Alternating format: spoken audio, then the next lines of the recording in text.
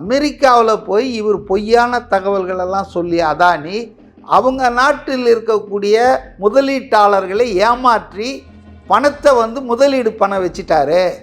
என்னுடைய நாட்டினுடைய முதலீட்டாளர்கள் என்னுடைய குடிமக்களை வேற ஒருத்தன் ஏமாத்துறத நான் அனுமதிக்க மாட்டேன், அவன் மேலே நடவடிக்கை எடுப்பேன்னு தான் அங்கே இருக்கிற செக்யூரிட்டி கமிஷன் கம்ப்ளைண்ட் கொடுத்து அதை விசாரித்து புரூக்ளினில் இருக்கிற கோர்ட்டில் நேற்று ஃபைல் பண்ணியிருக்காங்க. அரெஸ்ட் வாரண்ட்டு, கிரிமினல் கேஸும் ஃபைல் ஆகிருக்கு, சிவில் கேஸும் ஃபைல் ஆகிருக்கு.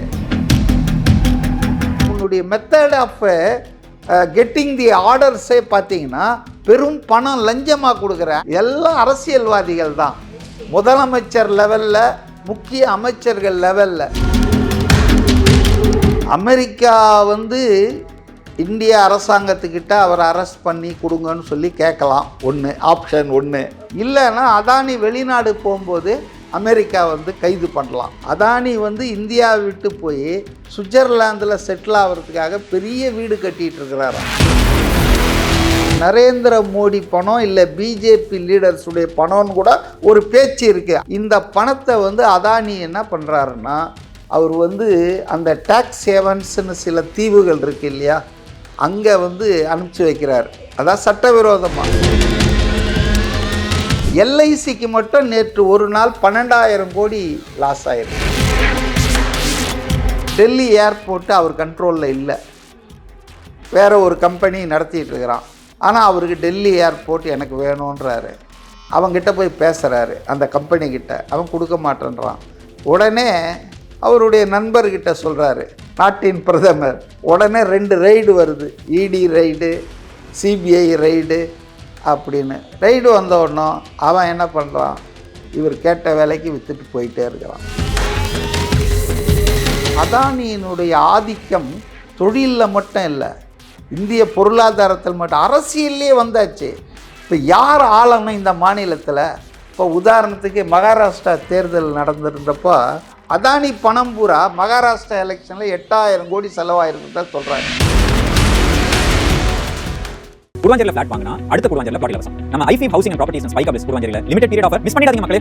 அதானி குரூப்ஸ் தொடர்ந்து பல சர்ச்சைகளை கடந்து வந்துக்கிட்டே இருக்காங்க. சமீபத்தில் கூட ஹிண்டன்பர்க் ரிசர்ச் அப்படின்ட்டு அந்த ஒரு குற்றச்சாட்டில் அவங்க ஈடுபட்டிருந்தாங்க. செபியினுடைய சேர்மனாக இருக்கிறவங்களும் அதில் பங்குதாரராக இருந்தாங்க அப்படின்ட்டு நிறைய சர்ச்சைகளை கடந்து இன்னைக்கு மீண்டும் நியூயார்க்கில், அமெரிக்காவிலேருந்து நியூயார்க்கில் இவர் மேலே பிடிவாரண்ட் கொடுத்துருக்க அளவுக்கு இது போயிருக்கு. ஸோ என்ன நடந்துச்சு சார், இதனுடைய பின்னணி என்ன? அதானின்றது துவக்கத்திலேருந்தே சர்ச்சையின் நாயகன். அவர் most controversial business man in India யாரான்னு சொன்னால் அதானி தான். அதாவது முதல்ல நம்ம இந்த விஷயத்துக்குள்ளே போகிறதுக்கு முன்னால் இதனுடைய பேக்ரவுண்டை கொஞ்சம் சொன்னால் நல்லா இருக்கும்னு நான் நினைக்கிறேன். Okay okay. அதாவது சீஃப் மினிஸ்டரா மோடி குஜராத்தில் சில காலம் இருந்தார். சில காலம்னா 9-10 இயர்ஸ் இருந்தார். அந்த பீரியடில் அவருக்கு அறிமுகமான மிகப்பெரிய தொழிலதிபராக இருந்தவர் தான் கௌதம் அதானி. 2 பேருமே குஜராத்தி. அதனால் அவங்களுக்குள்ள லிங்க் ரொம்ப நெருக்கமாகி எந்த அளவுக்கு போச்சுன்னா, அவங்க 2 பேரும் இணைப்பிரியா நண்பர்கள் ஆயிட்டாங்க. அரசியல் எல்லாத்துலேயும் இணைப்பிரியா. இப்போ நான் அதுக்கு ஒரு உதாரணம் சொல்லுவேன். பார்லிமெண்ட்டில் ராகுல் காந்தி ஒரு ஃபோட்டோவை காமிச்சு அடுத்த நாள் அவரை ஒரு வழக்கு சொல்லி அவரை மெம்பர்ஷிப்லேருந்தே ரிமூவ் பண்ணாங்க. அந்த புகைப்படம் என்னன்னா, அதானியுடைய ப்ரைவேட் பிளேனில் சீஃப் மினிஸ்டராக இருக்கிற மோடி டெல்லிக்கு பிரைம் மினிஸ்டராக பதவி ஏற்றுட்டு திரும்பி போகிறாரு. ஆக அந்த அளவுக்கு நெருக்கம் அதானிக்கும் நம்முடைய பிரதமருக்கும். அப்போது எங்கேயோ ஒரு 500வது லிஸ்ட்டில் இருந்தார் வேர்ல்டில், ரிச் பீப்புள் லிஸ்ட்டில் கௌதம் அதானி 2014க்கு முன்னால். 2014ன்னா என்ன, வாட் இஸ் தி கீ இயர்னா, மோடி ஆட்சிக்கு வந்தது. மோடி ஆட்சி, பிஜேபி முன்னாலே கூட வாஜ்பாய் தலைமையில் ஆட்சி பண்ணியிருக்கு 5-6 வருஷம். மோடி, நரேந்திர மோடி பிரதமராக வந்தது 2014. அதுக்கு முன்னால் is a less known industrialist, less known business man அதானியை பொறுத்தவரையில். But he was a thick friend of, close friend of mister Modi. ஆனால் இந்த 14க்கு அப்புறம் இப்போ 24, 10 வருஷத்தில் பார்த்தீங்கன்னா எந்த அளவுக்கு அவருடைய செல்வம், சொத்து, பிஸ்னஸ், எம்பையர், சாம்ராஜ்யத்தையே கட்டிட்டார். இன்னைக்கு number 2 rich man in India. வேர்ல்டிலே வந்து அநேகமாக 10ஓ 15 இடத்துல போயிட்டார். இந்த குறுகிய காலத்தில் ஒரு ஆள் இந்த அளவுக்கு முன்னேற்றம் அடைகிறாரு, செல்வத்தை பெருக்கிறாரு, லாபம் ஈட்டுறாருன்னு சொன்னால் அதுக்கு வந்து பின்புலம் இல்லாமல், அரசியல் உதவி இல்லாமல், அரசின் உதவி இல்லாமல் சாத்தியமே கிடையாதுங்க. அதாவது ஷார்ட் டைமில் இப்போ டாட்டா, பிர்லா இவங்கெல்லாம் லாங் டைமில் இண்டஸ்ட்ரியலிஸ்ட். இது வந்து ஏதோ லாட்ரி அடித்த மாதிரி. அது காரணம் என்னென்னா, இந்தியாவை வந்து கம்ப்ளீட்டாக இன்றைக்கி வந்து டேக் ஓவர் பண்ணிட்டார் அதானி. அஃப்கோர்ஸ் நான் அப்படி சொல்லும் போதெல்லாம் அதுக்குள்ளே ப்ராக்கெட்டில் என்ன பண்ணோம், with the active help of cooperation of Narendra Modi government.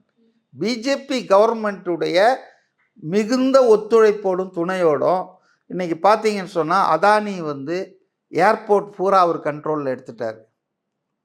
எல்லா விமான நிலையங்களும், ஹார்பர் பூரா அவர் கண்ட்ரோலில் எடுத்துட்டார். நிலக்கரி சுரங்கங்கள் ஆச்சுங்களா.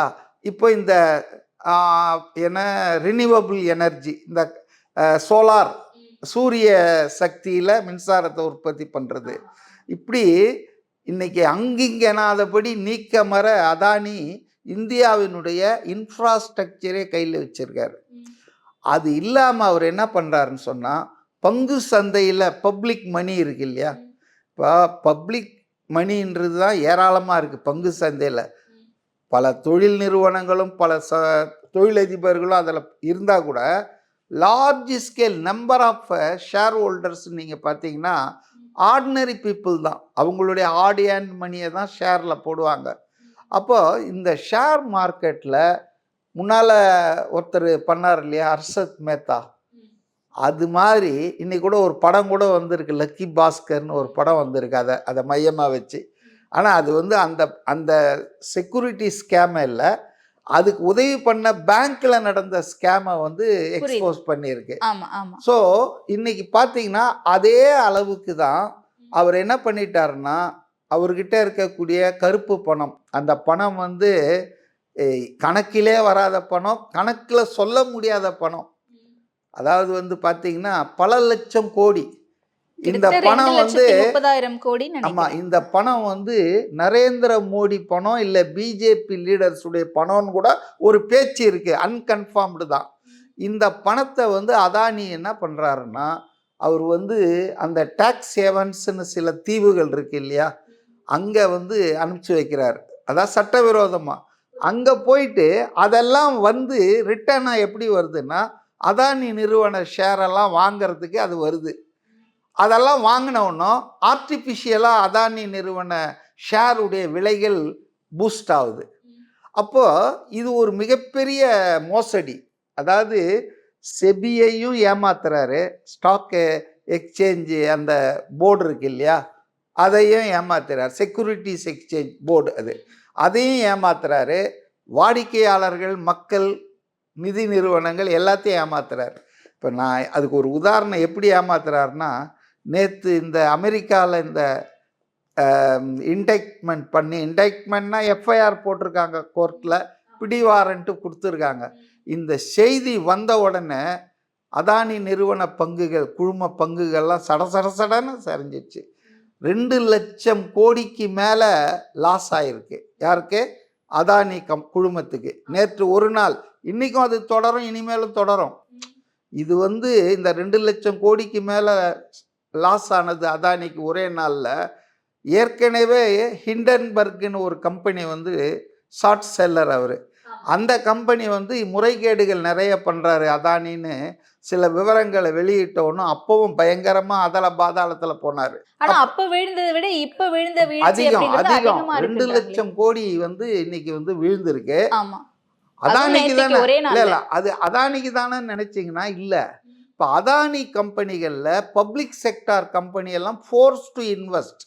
உதாரணத்துக்கு எல்ஐசி வந்து எல்ஐசிக்கு பணம் எங்கேருந்து வருது? சாதாரண சுப்பன் மிடில் கிளாஸ் பீப்புள் தான் எல்ஐசியில் போடுறாங்க. அது ஒரு அரசு நிறுவனம். ஆனால் அவன் என்ன பண்ணுறான்னா, அவனுடைய அந்த தொகையை, மூலதனத்தை அதானி குழுமத்தில் இருக்கிற கம்பெனிகளை இன்வெஸ்ட் பண்ணுறான். ஓகே. நேற்று ஒரு சின்ன உதாரணம் என்னன்னா, 2 லட்சம் கோடி அதானி நிறுவனங்களுக்கு இழப்புனா, ஒருத்தர் விழும்போது நீங்கள் அவரை பிடிச்சிட்டு இருந்தால் நீங்களும் கீழே விழுவீங்கள்ல. எல்ஐசிக்கு மட்டும் நேற்று ஒரு நாள் 12,000 கோடி லாஸ் ஆயிருக்கு. ஓகே.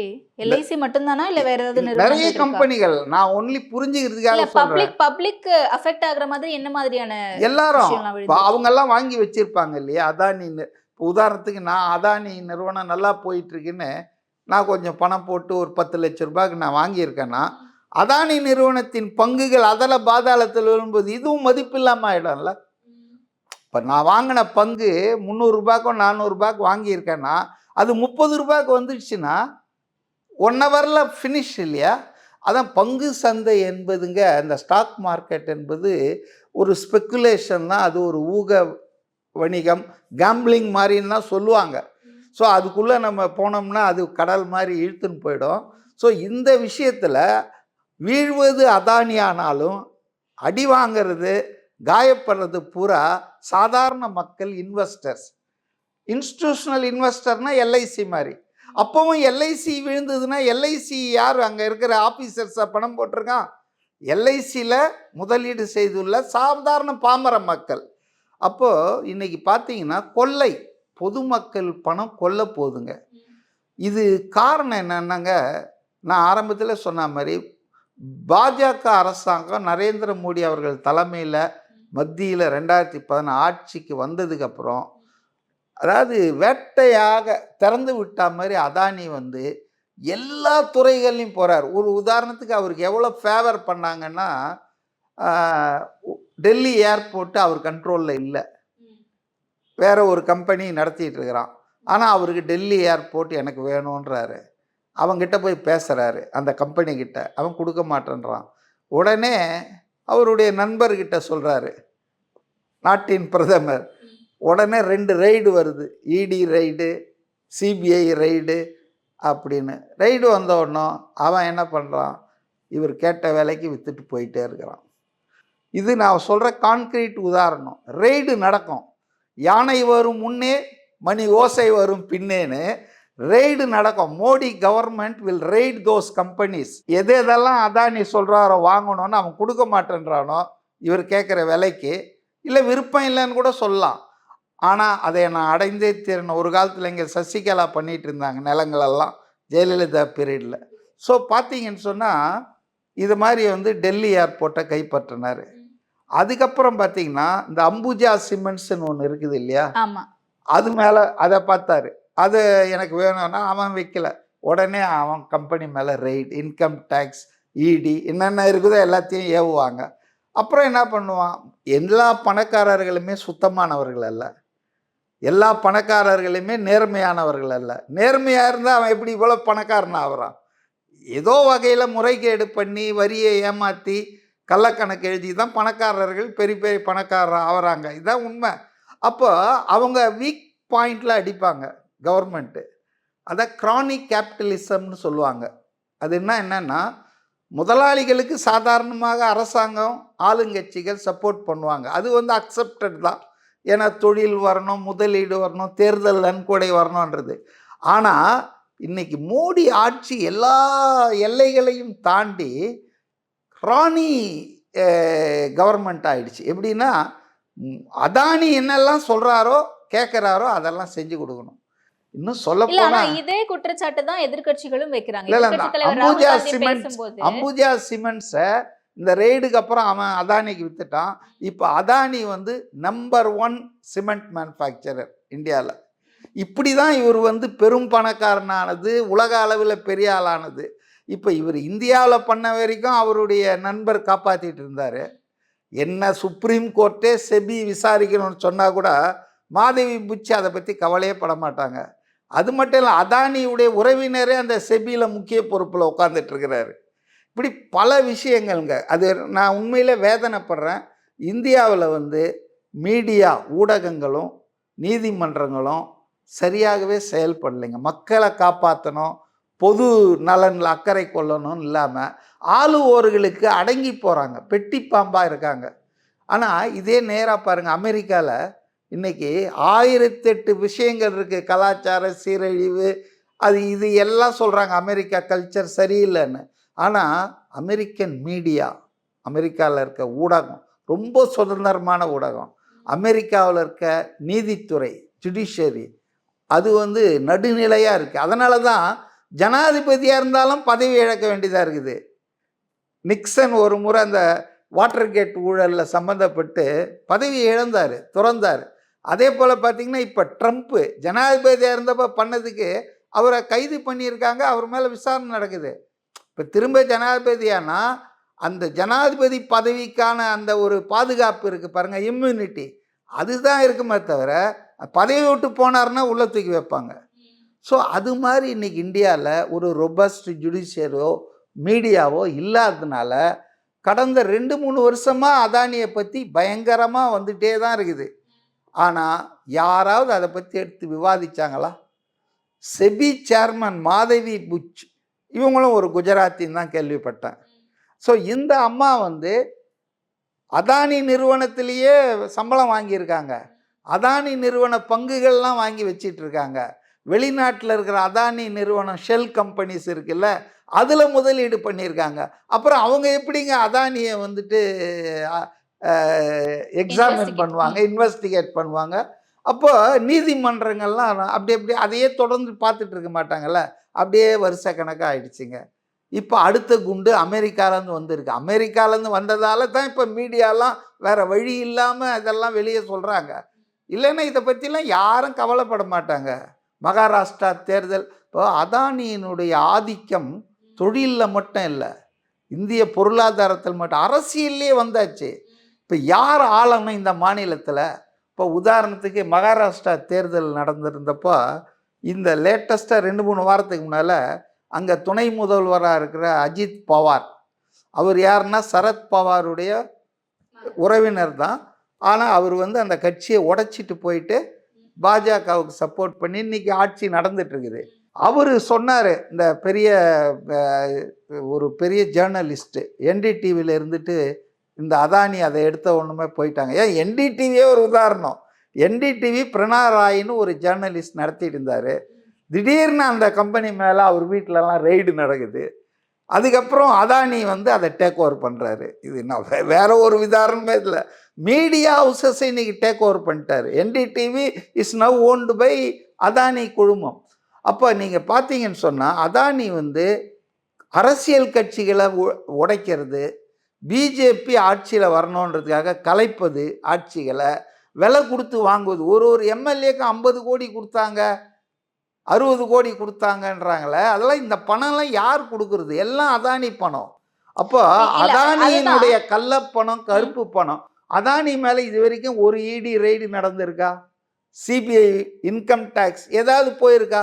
ஆனால் எதிர்த்து ஆள் சும்மா என்ன மூச்சு விட்டானா கூட இல்லை இது பண்ணியிருக்கலாம்னு சொல்லி அரவிந்த் கெஜ்ரிவாலை தூக்கி உள்ளே போடுவாங்க, முதலமைச்சராக இருந்தாலும். இல்லை, அதை தான் கேட்க வந்தேன். இதே வார்த்தையை தான் சொல்கிறாரு நேற்று எதிர்க்கட்சி தலைவர் ராகுல் காந்தி அவர்கள். முதலமைச்சர்களை கைது செய்கிறாங்க, ஜார்க்கண்ட் முதலமைச்சரை கைது செய்தாங்க, ஏன் அவங்களை கைது செய்ய மாட்டாங்க, விசாரிக்க மாட்டாங்க? நீங்க என்ன கைதுக்கு போயிட்டீங்க? எதிர்க்கட்சிகள் இப்படி சொல்றது அரசியல் காழ்ப்புணர்வுன்னு புரிஞ்சுக்கலாமா, இல்லை அது உண்மைதானா? இல்லைங்க, இது யதார்த்தங்க. அதாவது விசாரிக்கவே மாட்டாங்க. அப்புறம் எங்கேருந்து நீங்கள் இவர்களை ஜெயிலில் போடுறது அந்த கதையெல்லாம். இதுவரையில் இவ்வளோ நடந்திருக்க குற்றச்சாட்டுகள் எதையாவது இந்திய அரசு கோர்ட்டு சொல்லி சில விசாரணை நடந்தது? இந்திய அரசாங்கம், நிதித்துறை, ஃபைனான்ஸ் மினிஸ்ட்ரி, சீதாராமன் எதையாவது விசாரணைக்கு உத்தரவிட்டிருப்பாங்களா? ரெய்டு நடந்திருக்குமா? எல்லார் மேலேயும் ரெய்டு நடக்குது. 4 லட்சம் வாங்கிட்டான், 7 லட்சம் வாங்கிட்டான். இவன் 7000 கோடி 2 லட்சம் கோடின்னு ஏப்பம் விட்டுட்டு இருக்கான் அதானி. ஆக அதானி மேலே இந்திய அரசாங்கம் எந்த நடவடிக்கையும் எடுக்காதுன்றது எல்லாருக்கும் தெரிஞ்சது தான் இது. அப்போ இன்றைக்கி அமெரிக்காவிலேருந்து ஒரு ப்ரெஷர், அமெரிக்காவை பாருங்கள், இந்திய ஸ்டாக் மார்க்கெட்டை பாதுகாக்க வேண்டிய செபி இன்றைக்கி அதானி பாக்கெட்டில் இருக்குது. மாதவி புச்சி யாராக இருந்தாலும் எந்த அளவுக்குன்னா, பார்லிமெண்ட்டில் பிஏசின்னு ஒன்று இருக்குது, பப்ளிக் அக்கௌண்ட்ஸ் கமிட்டின்னு. அது எப்போவுமே எதிர்கட்சிக்காரங்க தான் தலைவராக இருப்பாங்க. இன்றைக்கி காங்கிரஸ் எம்பி கேசி வேணுகோபால் அவர் தான் இப்போ பப்ளிக் அக்கௌண்ட்ஸ் கமிட்டியுடைய சேர்மன். அவர் 2 வாரத்துக்கு முன்னால் இவங்க மேலே விசாரிக்கணும், நீங்கள் வாங்க அப்படின்னு செபி அந்த மாதவி புச் தலைவி இருக்காங்க இல்லையா, அவங்களுக்கு கால் லெட்டர் அனுப்பிச்சாங்க. போவே இல்லையா அந்த அம்மா. பார்லிமெண்ட் பப்ளிக் அக்கௌண்ட்ஸ் கமிட்டி கூப்பிடுது, போகல. ஏன்னா போவாதீங்கன்னு மோடியே சொல்லியிருப்பார், நிர்மலா சீதாராமனே சொல்லியிருப்பாங்க. ஏன்னா போன கேள்விக்கு பதில் சொல்லணும், சிக்கலாயிடும். ஏன்னா எல்லாம் அவ்வளோ தப்புகள் நடந்திருக்கு. அதாவது பகல் கொள்ளை நடக்குதுங்க, பட்ட பகலில் நடக்குது, கவர்மெண்ட் சப்போர்ட்டோடு நடக்குது, கவர்மெண்ட்டுக்கு தெரிஞ்சு நடக்குது. ஆனால் மோடி எதை பற்றியுமே கவலைப்பட மாட்டார். ஏன்னா அதானி பணம் பூரா மகாராஷ்டிரா எலெக்ஷனில் 8000 கோடி செலவாயிருக்குதா சொல்கிறாங்க. இந்த அஜித் பவார் என்ன சொல்லியிருக்காருன்னா, அந்த சீனிவாசன் ஜெயின் என்டிடிவியில் சீனியர் ஜேர்னலிஸ்டாக இருந்தவர், இப்போ இல்லை, அவர் சொல்கிற பேட்டி எடுக்கும்போது அவர் சொல்கிறாரு, நாங்கள் அதானி ஒரு கூட்டத்தை கூட்டினார். அதானி என்ன பொலிட்டீஷியனா, உச் பார்ட்டி பிலாங்ஸ், அவர் ஒரு கூட்டத்தை கூட்டினார். அதில் உத்தவ் தாக்கரே ஆட்சியை கவுத்துட்டு பிஜேபி தலைமையிலான மாற்று ஆட்சியை கொண்டு வரணும்னு நாங்கள் திட்டம் போட்டோம்.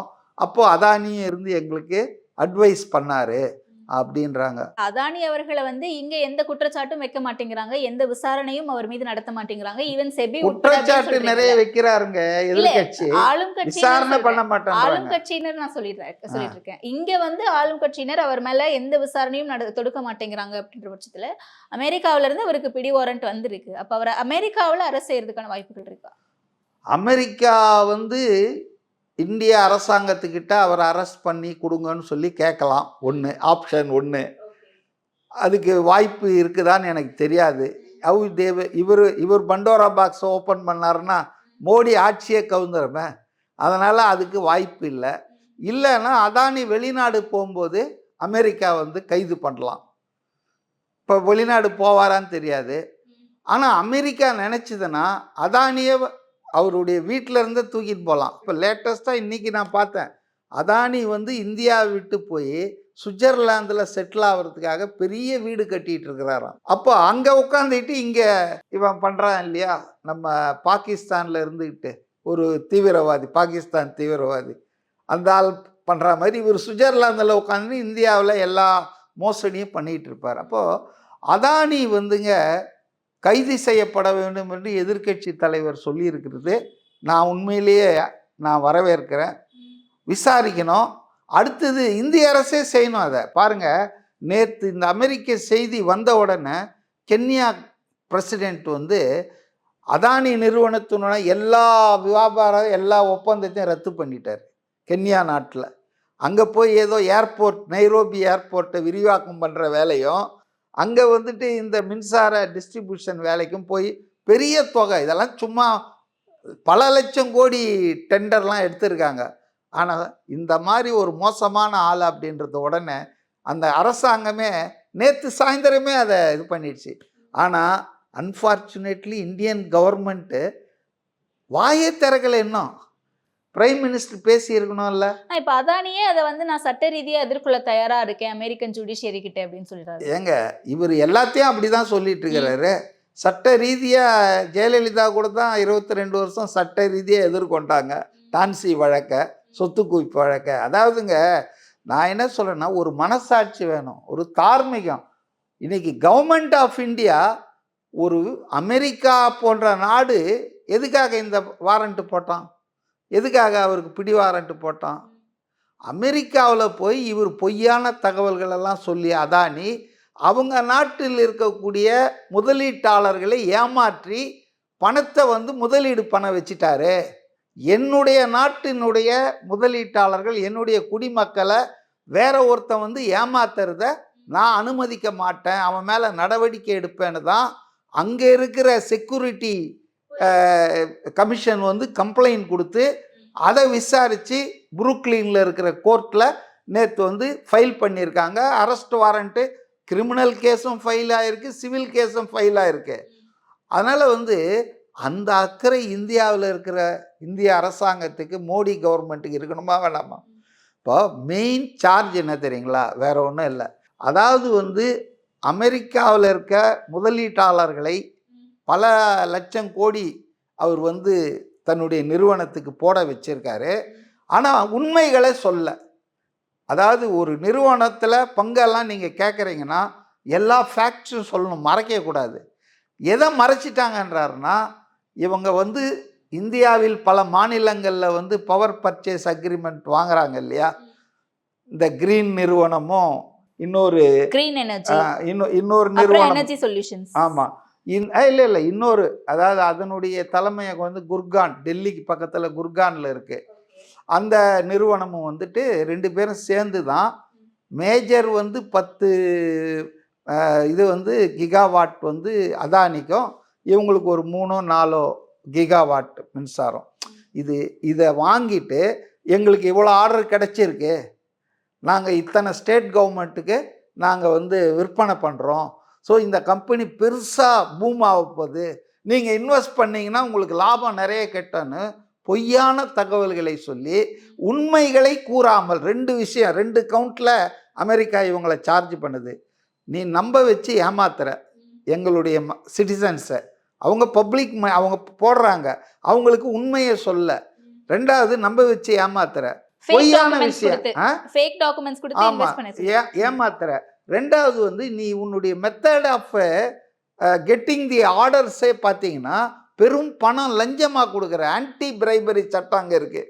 அதுவும் அதிகாரிகளுக்கு. ஆமாம், அதிகாரிகள் இல்லைங்க, அவன் வந்து சொல்கிற அதிகாரிகள் தான் இப்போ சிஇஓன்றான், பொலிட்டீஷியன்ஸ் தான். எந்த அதிகாரிப்போ அதிகாரிகள்னா அபிஷியல்ஸ்ன்றாங்க, அவங்க வந்து சீஃப் மினிஸ்டர்னு சொல்ல. இப்போ ஆந்திராவை பொறுத்தவரையில் அதிகாரி யாரானா இவர் சந்திச்சார், நேராக போயிடலாம். நேராக போய் யார் சந்திச்சார்? ஜெகன்மோகன் சீஃப் மினிஸ்டராக இருந்தார், ஜெகன்மோகன் ரெட்டி, அவரை தான் போய் அதானி சந்திச்சார். ஏன் அதே காலகட்டத்தில் தமிழ்நாட்டில் அதானி வந்து சபரீசனை சந்தித்ததாக கூட செய்தி வந்தது. ஸோ அங்கங்கே போய் அஃபிஷியல்னா நீங்கள் உடனே ஏதோ அதிகாரின்னு நினச்சிக்காதீங்க, எல்லாம் அரசியல்வாதிகள் தான். முதலமைச்சர் லெவலில், முக்கிய அமைச்சர்கள் லெவலில். இப்போ நேற்று கூட பார்த்தேன், எனக்கு சிரிப்பாக வந்தது. நம்ம தமிழ்நாடு மின்சாரத்துறை அமைச்சர் செந்தில் பாலாஜி வந்து அதானி நிறுவனத்துக்கும் தமிழ்நாடு எலக்ட்ரிசிட்டி போர்டுக்கும் எந்த வணிக ரீதியான உறவும் கிடையாது இந்த கடந்த 3 வருஷத்துலன்றாரு. வணிக ரீதியான உறவு கிடையாதுன்னு சொல்கிறாரே தவிர, அந்த சோலார் எனர்ஜி கார்பரேஷன் இருக்கு இல்லையா கம்பெனி, அதன் வழியாக தான் இந்த எல்லாமே நடந்துருக்குது. இப்போ இவங்க வந்து அதாவதுங்க, இப்போ நீங்கள் வந்து solar energy corporation company, solar energy company, நான் தமிழ்நாடு, நான் வந்து உங்ககிட்ட டீலிங் பண்ணுறேன், நீங்கள் தேர்ட் பர்சன் அதானிக்கிட்ட டீல் பண்ணுறீங்க. ஆனால் எனக்கும் அதானிக்கும் சம்மந்தம் இல்லையே. நான் வந்து எந்த வணிக இது ரொம்ப புத்திசாலி, கெட்டிக்காரன் புழுகே 8 நாளைக்கு தான். அதனால் செந்தில் பாலாஜி புழுகெல்லாம் என்றைக்கு எத்தனை நாளைக்கு நீடிக்குன்னு தெரியாது. ஆனால் தமிழ்நாட்டில், சத்தீஸ்கரில், ஆந்திராவில், இப்படி பல மாநிலங்களில் வந்து கேரளாவில் பினராயி விஜயன் கம்யூனிசம் பேசுகிறாங்க, மார்க்சிசம் பேசுகிறாங்க. ஆனால் பார்த்தீங்கன்னா அதானி வந்து அங்கே ஆர்பரை, விழிஞ்சத்தில் ஆர்பரை இது பண்ணிகிட்டு இருக்கிறாரு. ஏர்போர்ட், திருவனந்தபுரம் ஏர்போர்ட்டை டேக் ஓவர் பண்ணிட்டாரு. இவங்க புரட்சியெல்லாம் அதானியுடைய பணப்பெட்டி வந்த உடனே அடங்கி போச்சு. பினராயி விஜயன் அங்கே அதானியோட நல்லா உறவு வச்சுருக்காரு. இங்கே தமிழ்நாடு அரசாங்கமும் அதானியோட நல்லா உறவு வச்சுருக்காங்க. இந்த அதானியை வச்சு பிஜேபி வந்து இவங்கெல்லாம் சொல்லிக்கிறாங்க இல்லையா, பாஜக எதிர்ப்பாளர்கள், அந்த எதிர்ப்பெல்லாம் மட்டுப்படுத்துகிறாங்க. காங்கிரஸ் எதிர்ப்பு மட்டும்தாங்க அதானிக்கும் பிஜேபிக்கும். குருவாஞ்சேரியில் ஃபிளாட் வாங்கினா அடுத்த குருவாஞ்சேரியில் பாட்டில் அவசரம். நம்ம ஐஃபி housing and properties and spike ups குருவாஞ்சேரியில் லிமிடெட் பீரியட் ஆஃபர் மிஸ் பண்ணிடாதீங்க மக்களே.